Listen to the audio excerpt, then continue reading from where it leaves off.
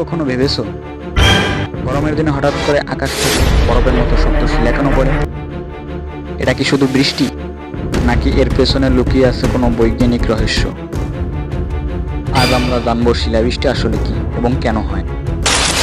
শিলাবৃষ্টি তৈরি হয় বিশাল আকারের এক ধরনের মেঘে। এই মেঘগুলো খুব উঁচুতে উঠে যায় এবং এর ভেতরে থাকে প্রচণ্ড শক্তিশালী বাতাস।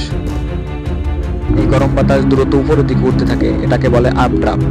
এই বাতাস পানির ছোট ছোট ফোঁটাগুলোকে অনেক উঁচুতে নিয়ে যায়। উপরে তাপমাত্রা অনেক কম থাকে, তাই পানির ফোঁটাগুলো জমে ছোট ছোট বরফের কণায় পরিণত হয়। এই বরফের কণাগুলো বারবার উপরে নিচে ঘোরে এবং প্রতিবার নতুন বরফের স্তর জমে, ঠিক পেঁয়াজের মতো।